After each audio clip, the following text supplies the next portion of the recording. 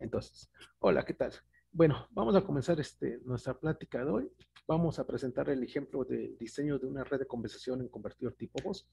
Este video está relacionado con otro video ya se publicó, que es el comportamiento, el principio de operación de la red de compensación tipo uno, tipo 2 y tipo 3.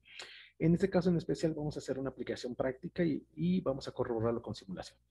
Lo primero que tenemos que hacer como primer fase de diseño es calcular el convertidor tipo voz en lazo abierto.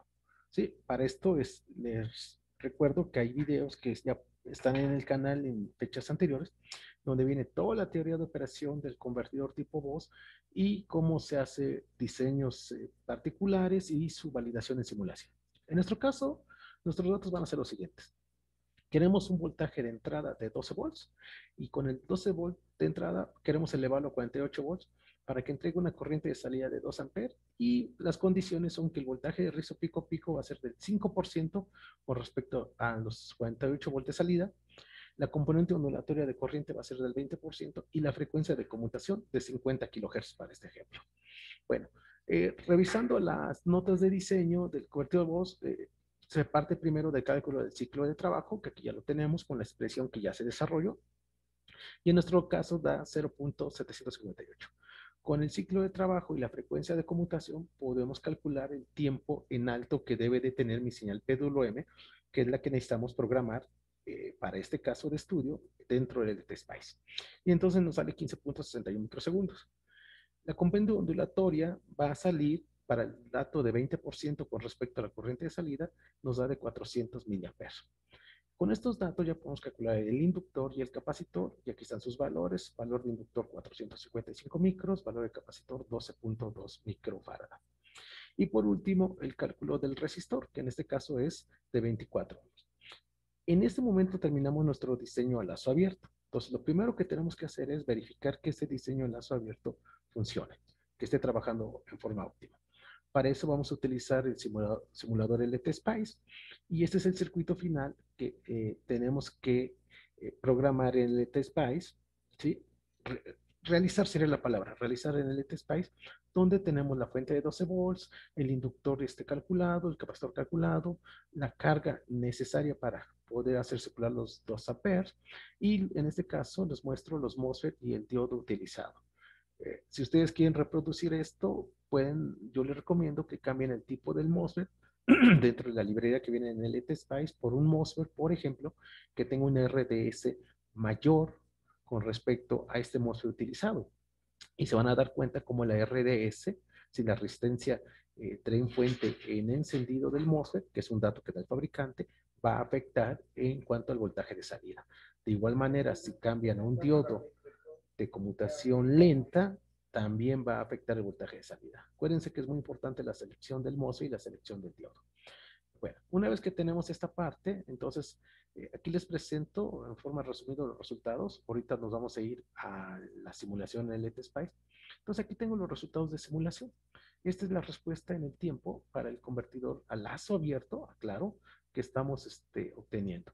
Y se puede ver que hay un voltaje, a partir de un voltaje de entrada de 12 volts, obtenemos un voltaje de salida de 46.9, prácticamente 47 volts. Estamos dentro del rango adecuado de respuesta. ¿Sí? Esto es lo que vamos a verificar en un momento.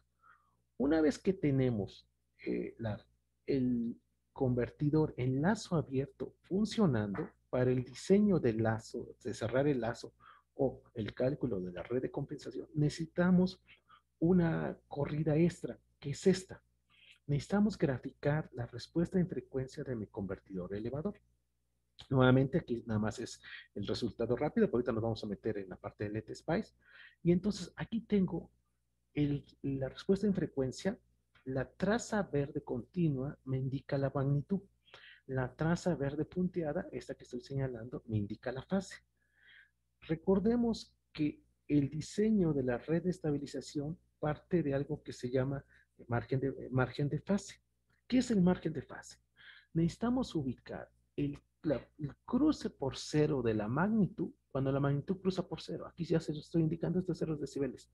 Este punto es importante porque yo voy a proyectar hacia la fase y voy a buscar cuánto vale la fase cuando la magnitud cruza por cero. En este caso aquí se los estoy poniendo. A una frecuencia de 3.5 kHz, convertidor a lazo abierto presenta una fase de menos 156 grados y 0 decibeles, que es el cruce. Esta información es importantísima, la vamos a necesitar. Ahora, ¿qué es el diseño? Vamos a buscar la herramienta de dibujo. ¿Qué es el margen de fase? Buscamos los 180 grados que están acá. Aquí están los menos 180 grados. Entonces sería esta línea que estoy planteando aquí. Y entonces lo que tenemos que verificar nosotros es cuánto vale esta diferencia. Y esta diferencia es lo que vamos a conocer como margen de fase. Margen de fase. Así no me lo ponemos. ¿Sale? Ahora, ¿qué es lo que vamos a buscar? En este caso, este margen de fase lo podemos ver que es menos 180 menos 156. Esto da algo así como 24 grados. Este es el margen de fase. Lo que se recomienda para el diseño o para que pueda trabajar en lazo abierto es convertidor y sepamos o tengamos la seguridad que va a ser estable, es que necesitamos un margen de fase. Esto es importante. Un margen de fase, déjame acabar de escribir, de mayor o igual a 45 grados. Esto es lo que se recomienda en diseños ya prácticos, experimentales. Entonces nos damos cuenta que tenemos 24 grados. Yo necesito 45, entonces mi margen de fase está muy reducido. Porque tantita inestabilidad, tantitos oscilación que se presente en el convertidor elevador, llámese por elementos parásitos de los componentes, principalmente el capacitor de salida, llámese por pequeñas oscilaciones que presente la señal PWM, lo que me va a impactar en este diseño es que el convertidor va a dejar de ser estable. Entonces, para asegurar una buena estabilidad, necesitamos un margen de fase de 45 grados. ¿Cómo lo logro? Lo que voy a hacer es agregar una red de compensación apropiada. Acuérdense que tenemos tipo 1, tipo 2 y tipo 3. Entonces necesitamos agregar una red de compensación, que lo que va a hacer la red de compensación, dependiendo del tipo de red que yo seleccione, es agregar una fase para obligar que esta respuesta, yo la voy a puntear ahorita, que esta respuesta a lo mejor cruce por acá. Que al cruce de la magnitud igual a 0, que la nueva respuesta, esta sería la nueva respuesta al lazo cerrado, ¿sí? Cerrado. Lo que nos va a interesar es que este nuevo valor sea con respecto a 180, aquí a menos 180, sea por lo menos de 45 grados. ¿Sí? Yo tengo 156. Entonces lo que podemos hacer es cuánto de menos 180, en qué fase, qué valor de fase debe de presentar la respuesta lazo cerrado para asegurar los 45 grados. Pues bueno, 180, quítele, réstenle 45. Entonces eso sería 135. Este valor que está aquí debería de estar en 135 grados. ¿Sí? Ok. Pero ojo, yo tengo menos 156. Yo necesito llegar a menos 135. Eso quiere decir que mi red de compensación tiene que agregar una fase de aproximadamente, sería algo así como 20, 21 grados. Yo necesito agregar de aquí a acá una fase que va a ser entregada por la red de compensación de 21 grados. Este dato, junto con este dato, es parte de lo que vamos a necesitar para el cálculo de la red de compensación. Bueno, Bueno, una vez que tenemos entendido entonces para qué me sirve la respuesta en frecuencia del convertidor de estudio a lazo abierto, pues ya tengo estos datos y ahora sí con esto vamos a borrar. Me decido qué tipo de red de compensación voy a utilizar, que puede ser la red de compensación tipo 1 o puede ser la red de compensación tipo 2, ¿no? Aquí las tienen las dos. La red de compensación tipo 1, nada más la vamos a explicar. Entonces, vamos a asumir que se quiere compensar una ganancia de 0 decibeles a una frecuencia de corte de 3.5 kHz. Los 3.5 kHz salen de aquí. Este es el dato que yo les decía, este dato es importante. Entonces, a una de 3 kHz. Se debe de ajustar el polo del compensador para que a 3.5 kHz se tenga una ganancia de más 12 decibeles.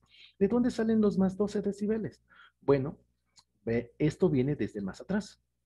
La ganancia de mi convertidor, ¿cuánto va a ser? Pues la ganancia va a ser el voltaje de salida entre el voltaje de entrada. Si ustedes dividen el voltaje de salida entre el voltaje de entrada, ¿sí? Pues entonces tenemos 48, se ve obvio, pero quiero hacerlo paso a paso. Entre 12 me da 4.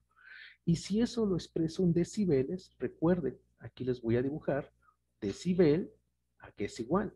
Decibel es igual a 20 logaritmo en base 10, en este caso de nuestra ganancia. Y entonces, si ustedes encuentran el logaritmo en base 10 de la ganancia, vean un tantito que me estoy peleando aquí con mi calculadora, ¿sí? Y entonces esto lo multiplico por 20, pueden verificarlo, esto va a ser igual a más 12 decibeles. Esta es la ganancia en decibeles, vamos a llamarle así, la ganancia en decibeles de mi ganancia lineal que tengo aquí. Es decir, para que el convertidor esté trabajando bien, yo necesito que el circuito entregue una ganancia de 12 decibeles. Ok, borramos esta parte y continuamos. Me regresé tantito para explicar de dónde salió este valor de 12. ¿Bien? Aquí es hacer muchos ejercicios, estar probando, porque a lo mejor más 12 decibeles me va a dar una ganancia extra ya cuando se cierre el lazo de control. Es hacer muchas pruebas. El diseño de un lazo de control es de mucha experiencia, mucha experiencia, pero parte de toda la teoría de operación del convertido de lazo abierto. Entonces decíamos, para que se tenga una ganancia de más 12, y bueno, entonces cuando revisen las notas de los tipos de convertidores, que es un video anterior, lo primero que se hace es calcular la ganancia que se requiere para el compensador tipo 1. Entonces, la ganancia que yo requiero, yo necesito compensar 12 decibeles, entonces necesito una ganancia de 0.251. Y de la expresión 12B, que esa viene en el video anterior, se obtiene la frecuencia a la que se debe posicionar el polo para que se tenga la ganancia de 12 decibeles a la frecuencia de cruce por cero de la magnitud. Y entonces esta es una expresión que ya se desarrolló y aquí está el valor al cual debe estar posicionado el polo para que la red de compensación trabaje adecuadamente. La gente de control, este dato es importantísimo porque aquí pueden hacer ya estudios de técnicas de compensación, verificar si la ubicación de ese polo asegura estabilidad con todos los criterios de estabilidad que estudian ellos, si la ubicación de este polo asegura la estabilidad del circuito. Vamos a tomar un valor R1 de 100 kilo. ¿Sí? Ahorita en el circuito de simulación lo voy a retomar. ¿Sí? Ustedes pueden tomar cualquier otro valor, nada más que en la segunda parte de explicación de este video es muy importante el valor que yo tome aquí. Con ese valor R1 y con la expresión 12 del principio de operación de la red de compensación tipo 1, calculo C1. Entonces me sale 1.81 nanos. Ya calculo, ahora sí calculo R2, recordando que R1 y R2 generan un divisor de tensión y debo de generar un voltaje de referencia, que ese es el que va a ser el seguimiento de mi voltaje de salida para que la red de compensación trabaje. 5.3 kilos. También tenemos, ahorita nos vamos a resultados, también tenemos el diseño de una red de compensación tipo 2. Este es un poco más compleja, pero es más eficiente. ¿Cuáles los cálculos que se van a hacer? Pues primero, vamos a ubicar el par de polos y ceros para proporcionar una ganancia de más 12 decibeles, ya expliqué por qué, a una frecuencia de 3.5 kHz para una fase de menos 135. En este caso lo hice para menos 135. Entonces, aquí habría que hacer diferentes pruebas para ver si con menos 135 es suficiente o subimos o bajamos. Recuerden, ¿por qué sale menos 135? Vamos a regresar tantito, recordemos, a lazo abierto es la respuesta. Yo desearía, o el objetivo es que este cruce estuviera acá, en 135, por aquí, porque de 135 a 180 tendría los 45 grados que me marca como margen de fase óptimo, ¿sí? Entonces, aguas con eso. Ya tenemos las fórmulas, nuevamente insisto, hay que ver el video anterior, si es que no lo vieron ya. Y lo primero que calculamos es la ubicación de la frecuencia del polo. Entonces, hay una expresión ya desarrollada, sustituyo todo. Entonces, la frecuencia, el polo debe estar ubicado a 8.45 kHz. y su cero va a estar ubicado a 1.45 kilohertz. Acuérdense que la red de compensación tipo 2 agrega un polo y un cero. Esa parte ya se explicó un poquito más detalle en videos anteriores. Con esto se calcula la ganancia, nuevamente, con la fórmula por definición de qué es un decibel. Se procede a calcular el valor de RF, C1 y C2. Se condiciona R1 a 100 kiloohms. Insisto, ahorita voy a explicar en la simulación por qué esto, o cuál es la condición para seleccionar un valor R1 diferente a 100 kiloohms. Una vez que yo selecciono R1, calculo RF, donde todo es conocido, y ahí está el valor. Calculo CF1, ahí está su valor. Calculo CF2, y ahí está su valor. Y con eso procederíamos a encontrar los resultados de simulación que aquí había puesto, pero bueno, ahorita nos vamos directamente a la simulación. Vamos a hacer una pausa para irnos a preparar el circuito que vamos a utilizar como circuito de validación, en principio, del convertidor elevador a lazo abierto y cómo opera una vez que yo aplico la red de compensación. Bueno, tenemos aquí ya preparado el circuito en LTSpice del convertidor a lazo abierto. Tenemos el circuito, ahí se ve que es un convertidor elevador, el valor de inductor, el valor del capacitor, la carga, lo que les decía, el diodo seleccionado y el MOSFET seleccionado. Y este circuito como elemento auxiliar para generar el péndulo M, y esto estaría emulando lo que sería el driver si fuera necesario, ¿sí? Entonces con esto elevo a 10 volts, suficiente para activar el MOSFET. Les vuelvo a insistir, pueden reproducir esto, y para los que apenas están haciendo pininos o entendiendo cómo son los convertidores, en este caso el convertidor elevador, yo les recomiendo que cambien el MOSFET por uno diferente. Acuérdense que le dan aquí lado derecho, sale esta información, tomar nuevo MOSFET, y aquí tiene esta variedad, y lo que cambian de cada uno de estos MOSFET pues es el tipo de MOSFET, si es en canal N o canal P, el voltaje drain, fuente de ruptura máximo que soportaría el MOSFET físicamente, y para lo interesante para esta simulación es la resistencia de encendido. Esa es la RDSO. Y vean que son diferentes valores. Este valor es las cargas en la compuerta, es importante para efecto del diseño del driver. Esto no es motivo de esta plática, pero eso es importante. Pero este sí, porque este va a indicar las pérdidas que va a tener el MOSFET, o de otra manera, dependiendo de la resistencia de encendido, es la caída de voltaje, que va a generar o se va a inducir en el MOSFET. Perfecto. Entonces, ya que tenemos vamos a proceder primero a hacer una simulación y verificar que funciona. ¿Sí? Veamos, entonces tengo el lazo abierto, ahí está. Voy a minimizar ahorita para que no nos meta ruido. Y ahí está. Y vamos a verificar. Tengo 12 volts, entonces la idea es que obtenga 48 volts. Y ahí está la respuesta. Esta es la respuesta en el transitorio, cómo evoluciona, y después cómo en forma estable se va comportando el convertidor. En la práctica, si esto lo echáramos a andar, esto es lo que veríamos nosotros. Esto sucede en un tiempo muy pequeño, entonces salvo que tuviéramos un osciloscopio donde estamos controlando el disparo, la sincronía, podríamos graficar esto. Normalmente no lo hacemos de esa manera, y todo lo que nosotros vemos es esto. Vemos un nivel de CD. Aquí está el nivel de CD. Veamos cuánto voltaje indica, utilizando la herramienta de medición del LTSpice, y pues ahí está, mire, 46.7 volts y un RMS de 47.26 volts. Estamos solicitando 48 volts, estamos muy cercanos. Lo que presenté en las diapositivas es ligeramente diferente, porque, bueno, por ahí debe haber hecho un cambio por aquí. Y yo creo que nada más es eso, pero ustedes lo pueden reproducir y va a quedar tal cual es esto. Entonces, lo primero que tenemos es que efectivamente eso funciona. Ahora, necesitamos la respuesta en frecuencia. Para eso vamos a utilizar el parámetro o el comando .ac. ¿Sí? Entonces, el .ac lo vamos a activar en este momento. Ahí está, .ac. Lo activo y vamos a mandar a ejecutar. Fíjense que como tengo el .tran y el .ac, pues voy a escoger el .ac. Ahí está. Y ahí está la respuesta que les comentaba hace un rato. Entonces vamos a activar vamos a hacer grande para que lo vean mejor. Y vamos a activar, ahí está, el cursor. Y entonces buscamos el 0. Ahí está el 0. ¿Sí? Entonces aquí está mis 0 decibeles, 3.09 kilohertz. Vuelvo a insistir, a veces cambio valores, y entonces habría que verificar si tengo exactamente lo mismo. Pero algo cambia. Sería cuestión de verificar. Pero bueno, aquí están el cruce de la magnitud cuando la magnitud cruza por 0, y entonces esta es mi fase.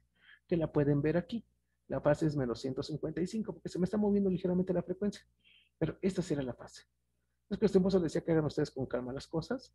Aquí está la fase y entonces el margen de fase sería, déjenme buscar la herramienta de dibujo, el margen de fase sería precisamente, busco los menos 180, que es este punto, busco el valor al cual tengo la fase proyectada con respecto al cruce por cero de la magnitud, y de este punto a este punto es lo que vamos a conocer como margen de fase.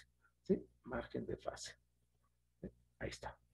¿Cuánto es? Pues aproximadamente 180 y resten de 150, menos 155, pues les da algo así como 25 grados. 25 grados está por debajo de los 45, por lo tanto hay que aplicar la red de compensación, que ya la tenemos calculada y vamos a pasar a verificarla. Entonces, permítame un momento y vamos a ahora verificar que efectivamente eso trabaja como fue planteado. ¿Sí? Bueno, una vez que tenemos entonces ya entendido la respuesta en frecuencia, que ya acabo de explicar, entonces lo que vamos a hacer ahora es probar la red de compensación que les muestro aquí. Aquí está mi red de compensación. Aquí está el circuito, el convertidor a lazo abierto, una etiqueta para el voltaje de salida. Ojo, voy a explicar un poquito de detalle antes de mandar a ejecutar el circuito. El voltaje de salida va a ser, lo voy a retroalimentar vía un divisor de voltaje. Este es R1. Este, perdón, este R1 es el que nosotros elegimos. Puede ser 10 kilómetros, puede ser 1 kilómetro, puede ser 1 megaohm, pero hay criterios. ¿Cuál es el criterio? A final de cuentas, este R1 junto con este RX, y fíjense que le puse RX por algo, ¿eh? Hay una razón. Hoy te explico a ver si me da tiempo. R1 y este RX forman un divisor, y aquí se va a generar un voltaje BX que es una muestra del voltaje de salida. ¿Sí? Entonces, ese voltaje, este voltaje es el que va a ir evolucionando en función de cómo evoluciona el voltaje de salida. Y este voltaje es el que va a entrar a la red de compensación. Aquí está. Y aquí está el circuito tipo 2 que pueden verificar de acuerdo al video anterior con sus valores ya calculados. ¿Sí? Y entonces creo que aquí le puse un 0 de más porque hago pruebas. Ahorita verificamos de acuerdo a los cálculos primero antes de mandarlo a ejecutar. Ojo, este voltaje va a ir evolucionando desde 0, va a ir creciendo. Y este voltaje de referencia es el que nos va a permitir, cuando este voltaje Vx, le voy a llamar Vx, cuando este voltaje alcanza el voltaje de referencia, aquí va a conmutar la salida. Aquí lo interesante es cómo evoluciona el voltaje Vx en cuanto a la red de compensación para que dé la conmutación cuando alcanza el voltaje de referencia. Yo recomiendo, si se dan cuenta, estoy utilizando unos amplificadores de LT, de Linear Technology. Yo recomiendo que en las simulaciones, para previendo que pudieran esto armarlo experimentalmente, trabajen con amplificadores operacionales que de preferencia sean amplificadores operacionales unipolares, es decir, que pueden trabajar óptimamente con una sola fuente de voltaje. Vean que tengo más B de referencia y tierra, una. Y dos, que este voltaje de referencia sea pequeño. El LT1213 es un amplificador operacional que precisamente tiene esas particularidades. Puede polarizarse con más menos VCC o puede polarizarse únicamente con más VCC y tierra y se polariza con 3 volts. Esto lo hago porque entonces no se presenta aquí, pero de esta fuente de 12 volts, generalmente con un diodo Zener, un arreglo regulador con diodo Zener, se obtienen los 3 volts estables que me van a servir para funcionar como voltaje de referencia y para polarizar el amplificador operacional. ¿Sí? Esa es nada más mi sugerencia. O pueden utilizar amplificadores operacionales genéricos. Yo les recomiendo que mejor lo hagan ya con el amplificador operacional que van a trabajar. Y el voltaje de salida que tengo aquí, que es la respuesta de mi red de compensación, se va a comparar con un voltaje de rampa, donde la amplitud del voltaje de rampa, esta amplitud, vean que yo la estoy metiendo como un parámetro, este voltaje de rampa, aquí lo tengo, va a valer 3 volts. La amplitud de este voltaje de rampa es lo que nos va a permitir controlar el ancho del pulso o el ancho del PWM que voy a tener y por lo tanto, de teoría vista ya de convertidores, si yo varío el ancho del pulso, estoy variando el voltaje de salida. Ahorita lo vamos a ver. Entonces, esta comparación va a estar en todo momento conmutando, estado alto, estado bajo, estado alto, estado bajo. Y la duración de esos estados van a ir cambiando. Ahorita lo mostramos. Lo meto a un flip-flop tipo RS, donde tengo un clock que en todo momento está generando espigas. Vean que las espigas que tengo aquí, ¿sí? Son pulsitos muy delgaditos, porque duran 50 nanosegundos. Yo nomás necesito el pulo fido de subida. Pulsos muy pequeños se van a repetir cada T periodos. Y T es el periodo al, ojo, este valor, en este caso 20 microsegundos, y el inverso de 20 microsegundos es la frecuencia 50 kilohertz, es la frecuencia a la cual fue diseñado el convertidor. En nuestro caso lo diseñamos a 50 kilohertz. Si ustedes quieren hacer el ejercicio a 100 kilohertz, 200 kilohertz, adelante, nada más que ojo. Si lo hacen a 100 kilohertz, el periodo ahora es 10 microsegundos y por lo tanto estos pulsos tienen que ser cada 10 microsegundos. La salida de este flip-flop que obedece a la transición de estados de la salida del comparador con respecto al pulso, al clock, me va a generar ya realmente el PWM aquí. ¿Por qué lo vuelvo a comparar? Bueno, lógicamente, es correcto. ¿Por qué lo vuelvo a comparar lógicamente en esta compuerta NOR? Porque estoy utilizando la salida negada. Para poder sincronizar los pulsos, para que los pulsos que yo tengo aquí siempre estén sincronizados con el clock. Eso ayuda mucho. Y aquí ya tendría la señal PWM. Nada más que en el ETSPICE, vean que en el símbolo de la compuerta NOR no aparece energización, porque son modelos ya genéricos. Hay modelos ya más avanzados donde ponen más 5 para que dé más 5 volts. Eso no es necesario en esta simulación. Con esto es suficiente. Aquí me va a dar pulsos de 0 a más 1 volt. Con pulsos de más 1 volt no es suficiente para activar el MOSFET. Por lo tanto, lo que hago es aplicarlo a la entrada de una fuente de voltaje controlada de voltaje. Se llama fuente de voltaje porque entrega un voltaje de salida y es controlado por un voltaje de entrada. Por eso es la fuente de voltaje controlada de voltaje con amplitud 10. Entonces, cuando esto vale 1, acaba a valer 10. Cuando este vale 0, acaba a valer 0. Entonces, ahora tengo mi señal PWM que va a estar mutando de 0 a 10 con una duración que ya expliqué, y te lo vemos visualmente, depende de esto. Baja 0, otra vez 0, luego 10, 0, y con eso activamos el MOSFET.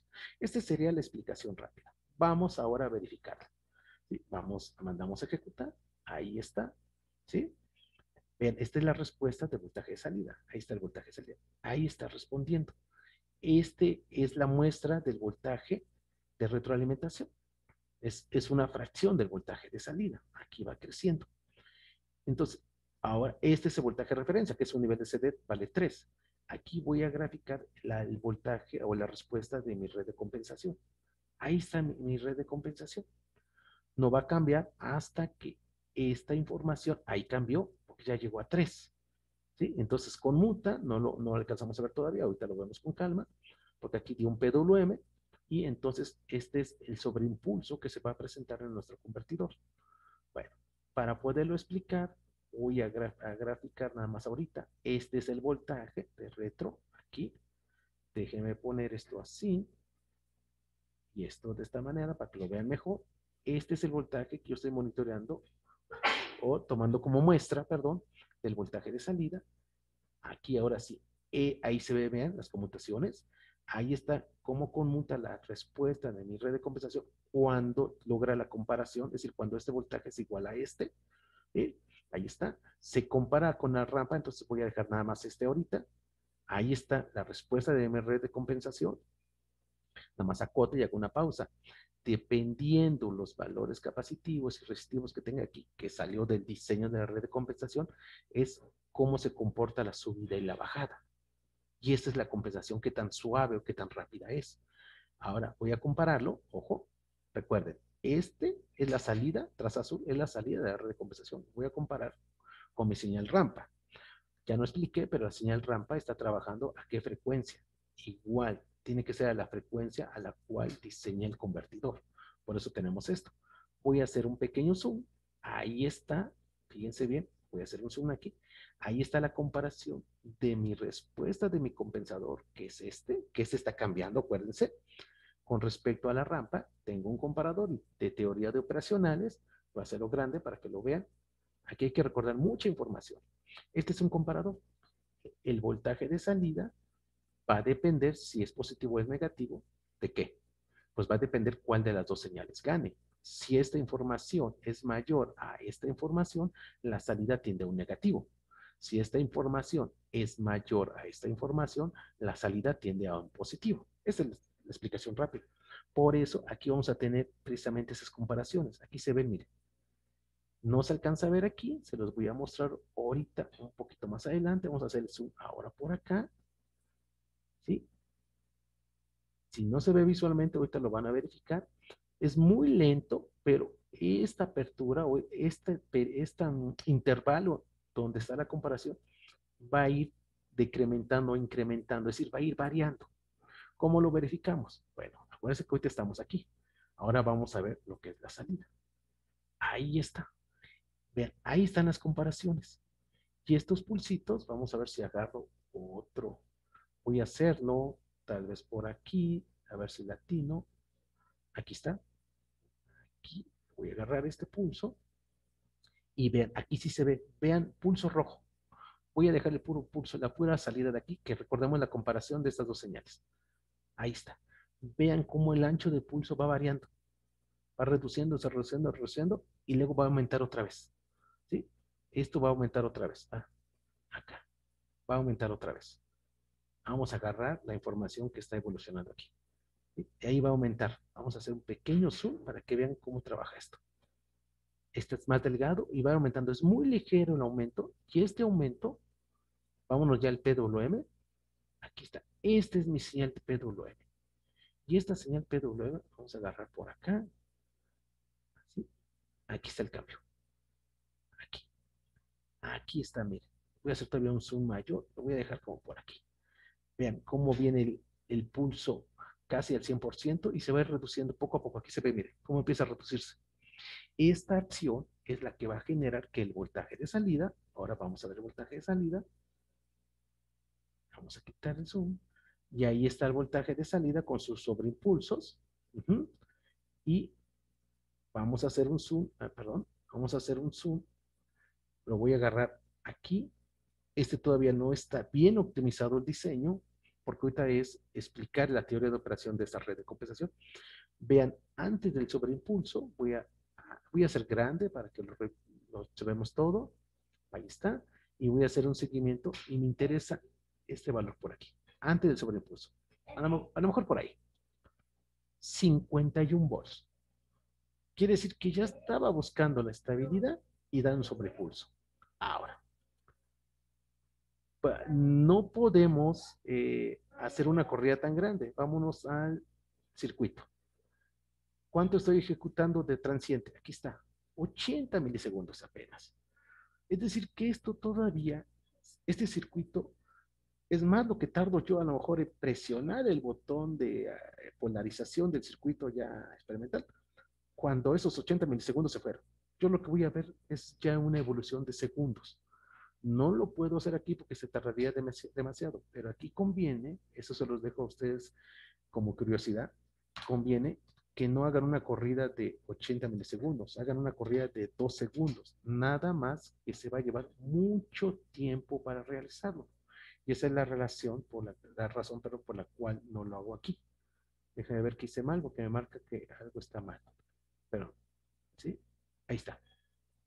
Y ahí está, ahora sí, veríamos una respuesta de 2 segundos. Vamos a hacer grande esto. Ahí tenemos 1 milisegundo, 2 segundos, falta muchísimo. Pero en 2 segundos van a ver cómo esto empieza a estabilizarse. ¿Sí? Y bueno, con esto tendríamos el comportamiento del convertidor a lazo cerrado, en particular para una red de compensación tipo 3. Hay que volver a hacer cálculos y demás. Les había dicho que les puse RX, ¿por qué? Busquen un regulador lineal, por ejemplo, el 78, el LM317. El LM317 en el datasheet van a encontrar algo como esto.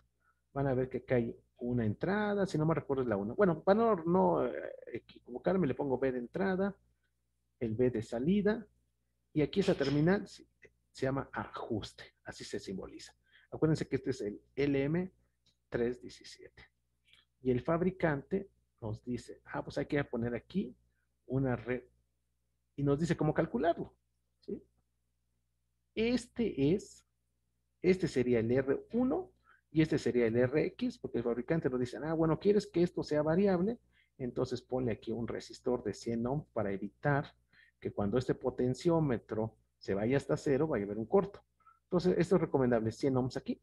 Y este potenciómetro sería precisamente este. Si yo modifico, eso se los dejo a ustedes, si yo modifico este valor vía un punto step, yo puedo hacer diferentes corridas para diferentes voltajes de salida. Y esa es la parte interesante. Eso se los dejo a ustedes como creatividad. Vean, apenas voy acercándome a 14 milisegundos. Por eso les comentaba que esto se tiene que hacer una simulación corta. Y bueno, ya es cuestión de que ustedes se motiven y hagan una simulación un poquito mucho más larga. Bueno, de mi parte sería todo para este pequeño video y teoría de cómo trabaja la red de compensación aplicado a un convertidor elevador, y con esto ya podrían aplicar a un convertidor Cook, a un convertidor PUC, diferentes tipos de convertidores. Yo espero que se motiven, pues bueno, seguimos pendiente para las siguientes pláticas.